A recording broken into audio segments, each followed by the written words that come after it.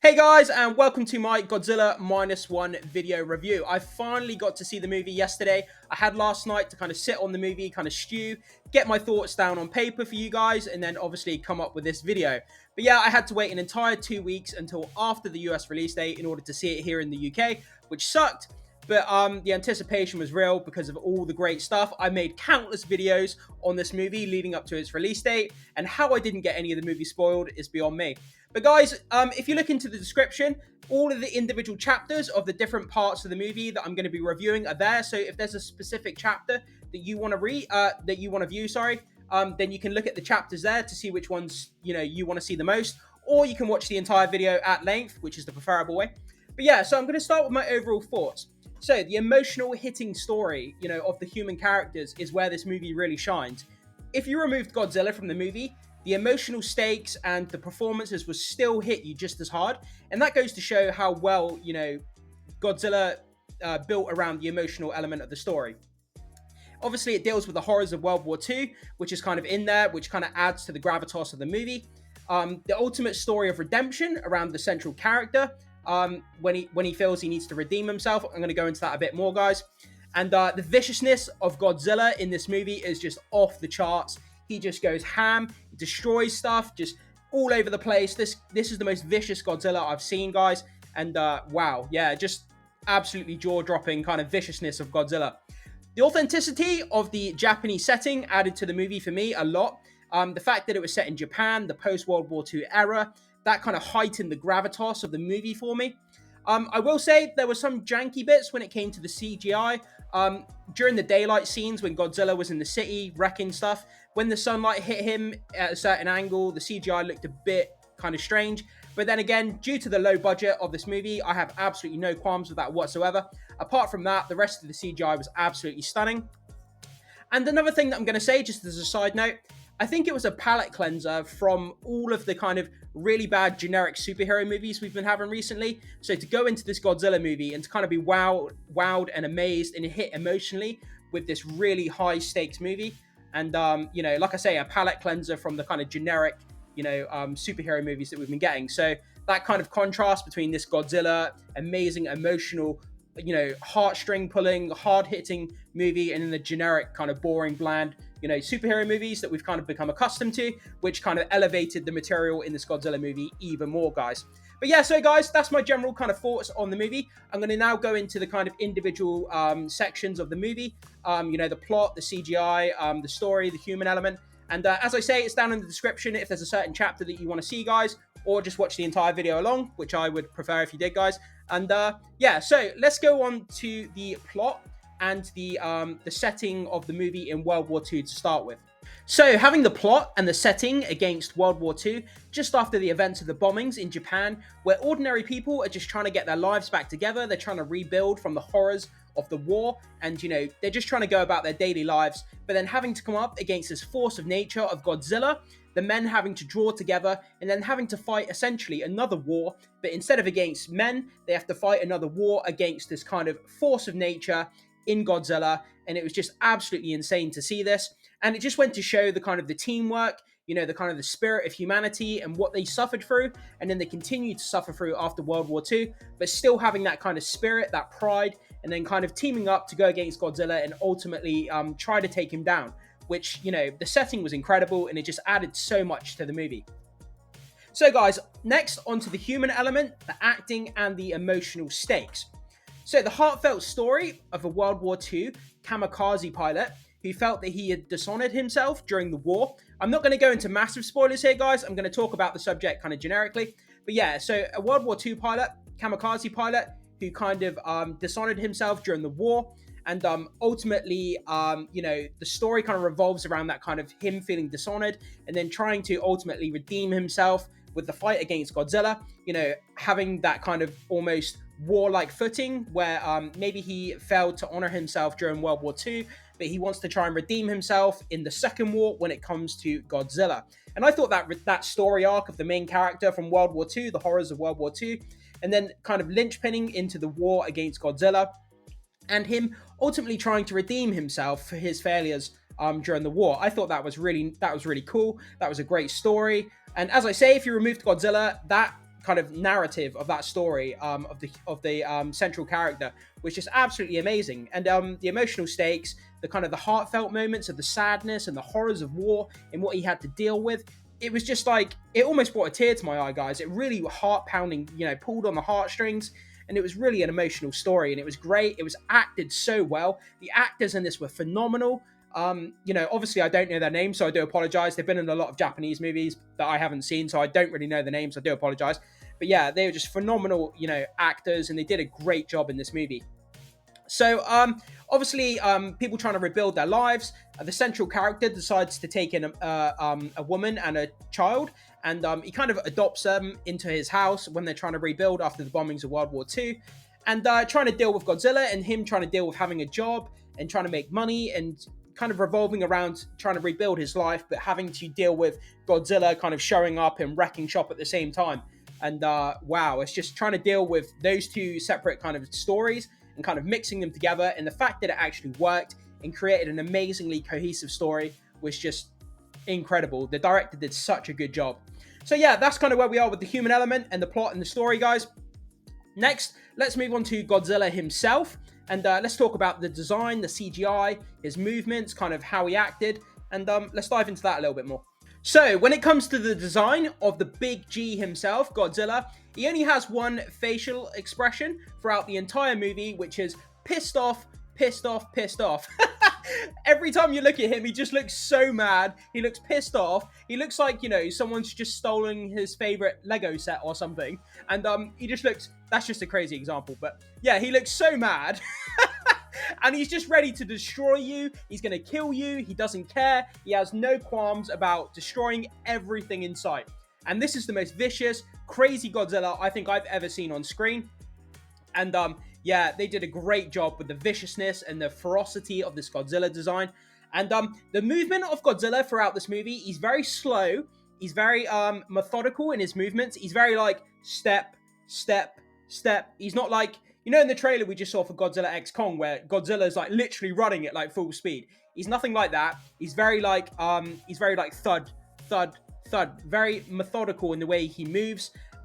He's got these big chicken feet, and he slams his feet in the ground, kind of shakes, and people go flying. And he's got very stiff movements. I've seen that in a lot of reviews. People have been saying sometimes that his movement looks a bit stiff, but at the end of the day, guys, we have to remember he's a mythological monster. And, physics, when it comes to physics and gravity and the way that he moves, having something that big in real life, like how would it actually move? How would it function under physics and gravity, something being that big and massive?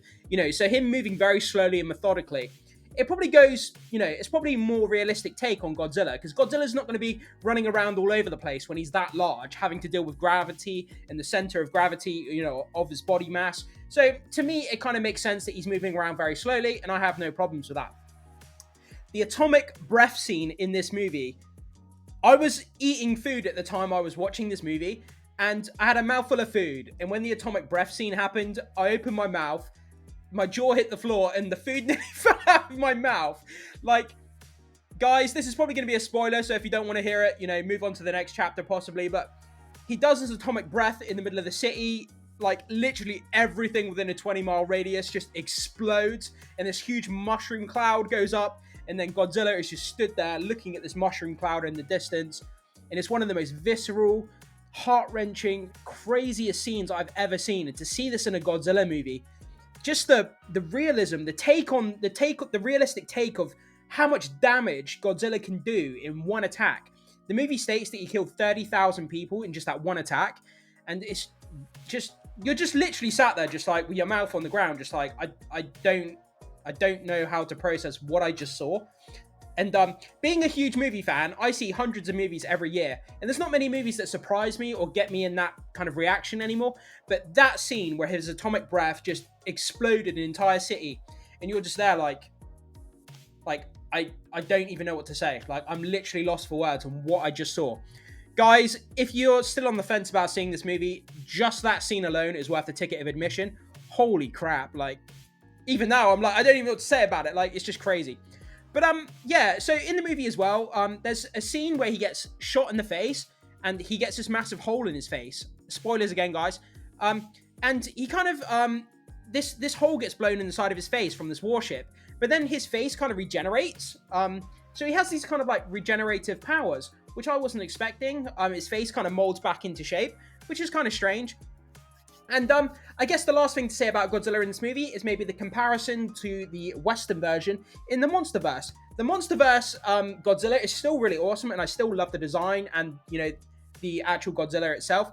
But they're very, very different from each other. The Godzilla in this -1 movie is just like a vicious, off the chain kind of monster. He's just gonna wreck shop, wreck ham. He's not friendly. He's not a savior of humanity. He doesn't care. He's like a malevolent god who's just going to destroy everything. And that's basically like his whole purpose for existing. Whereas the Godzilla in the Monsterverse, the Western version, he's more like a mythical kind of creature, savior of humanity, more of a friendly, kind of cute and cuddly version. I'm not saying that's worse, but like it's very different, very, very different versions of Godzilla when you put them side by side, that's for sure. So guys, next we're going to go on to the actual CGI of the movie. We're going to talk a little bit about the CGI of not just Godzilla, but, you know, kind of the other CGI as well. So let's get into that. So guys, when it comes to the overall CGI of the movie, we have to remember going into talking about the CGI that this movie was made on a budget of $15 million. Compared to what Marvel and DC spend, like hundreds of millions on their movies for their CGI. Yep, I would say that the majority of the CGI in this movie, I would give it an 8 or 9 out of 10.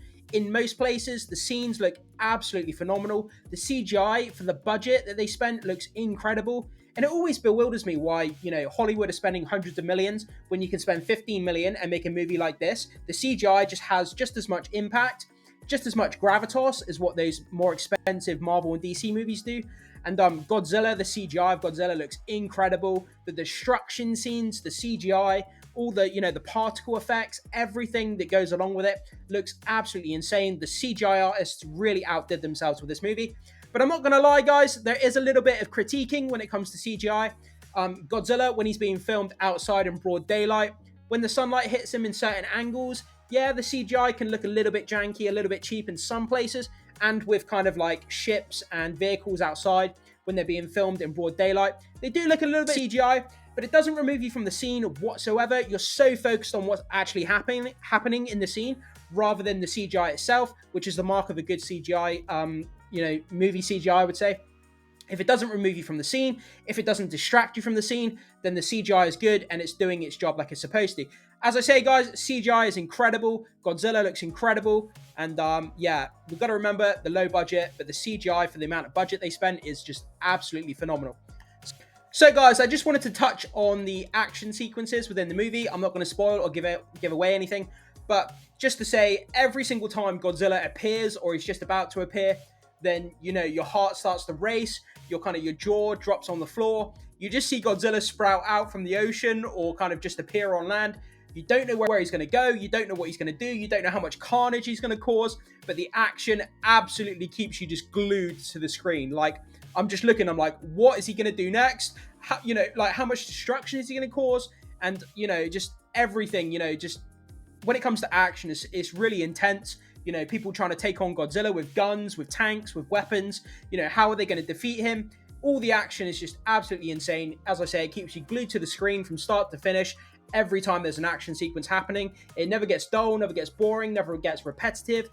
You never lose yourself out of the action. And yeah, it's just phenomenal, guys, when it comes to the action. So before we end off the video, I thought, just for fun, you know, where could the franchise go next? I thought, you know, there could be some fun kind of settings that we could place Godzilla in to where the franchise could go next. These kind of self-contained stories through different time periods. So guys, I thought to myself, you know, here's some fun time settings in which you could put a Godzilla movie, you know, similar to what they did with World War II. So we could have like a medieval version of a Godzilla movie. You know, imagine you've got like castles, you know, you've got like Game of Thrones, obviously without the dragons, but you've got like castles, you've got, you know, citadels, you've got villages, farms, all this kind of stuff set in a medieval theme. And then imagine Godzilla showing up and then people in a medieval setting having to deal with a Godzilla in a medieval setting. I think that would be a super fun movie to approach. That's something that hasn't been done before. That would be fresh and unique.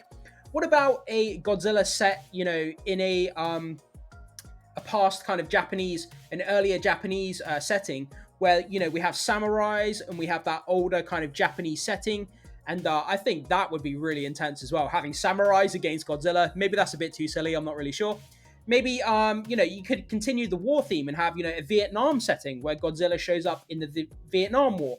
Potentially the Gulf War. That could work as well. There's so many different kind of settings in which Godzilla could show up and could add to the gravitas of the movie, kind of like this World War II setting did. Even having him set in World War One. Maybe he showed up in World War One, but when he was, maybe they fought him in World War One, but maybe it was classified and it was buried and no one actually knew about it. And it's the same Godzilla from, this movie, but he just showed up in World War One. See, I think something like that would be amazing to see as well, guys. There's so many different settings, time periods, different places, and different kind of types of civilizations you could place a Godzilla movie in and have it built around an emotional stakes similar to this movie, but have, the human characters dealing with life in that setting, medieval setting, samurai setting, whatever setting it may be, and then having to deal with this Godzilla at the same time. Similar to this movie. So I think that could be really fun. The franchise could potentially go there next. And I'm really looking forward to hoping that they do something like that, having a setting that we haven't seen before. It would keep it fresh, it would keep it unique, keep people guessing. And I can't wait to see where they go next with the next Godzilla film. And based on how much money this Godzilla film's made on its budget, I think we're going to get an announcement of another Godzilla movie pretty damn quick, because it's made a lot of money and the praise and the hype surrounding this movie. So guys, we're going to end off the movie here. I'm just going to give my ending thoughts and then we'll finish off the video.